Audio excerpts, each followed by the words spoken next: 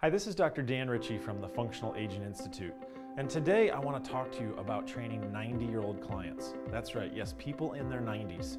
So we train primarily people in their 60s and 70s, but every once in a while we get clients in their 80s and their 90s. And they can bring some unique challenges, but they also can bring some really beautiful, amazing life stories and just awesome goals. And so I want to tell you a story about a client named Howard.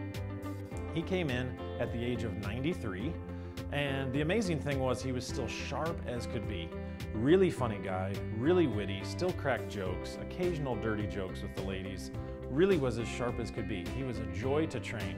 And Howard was still really strong. I mean, really strong. I could not believe how strong he was on some of the exercises we do, and I'd say, Howard, how strong were you when you were younger?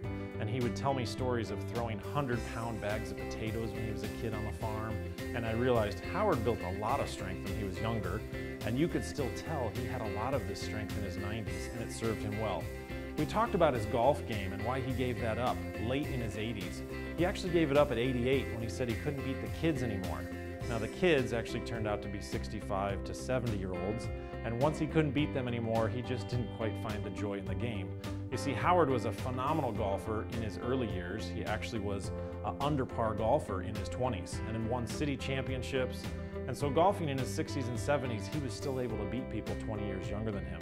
So he continued to golf until he was 88.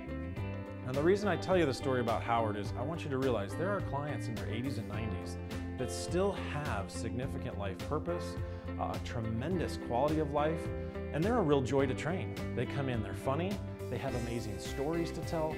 Howard would tell me stories about Purdue championships from the 30s like they were yesterday and expected me to know all about them. And I kept telling Howard, not only are those before my time, they're actually before my parents' time.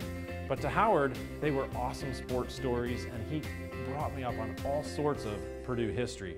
So I want you to realize that not only is the mature population going to be clients in their 60s and 70s, but you're going to get clients in their 80s and 90s that can still do tremendous functional things, will still have great strength and great ability, and still be very active in their community. So if you're thinking about how do I take on these older clients, we want you to check out the Functional Aging Specialist. We talk about how to train older clients, even the older the frail clients, the weaker old clients. But you need to know how to train them appropriately so you don't hurt them, you don't injure them, and you actually enjoy training them, and you have the confidence to do it well. This is Dr. Dan Ritchie from the Functional Aging Institute.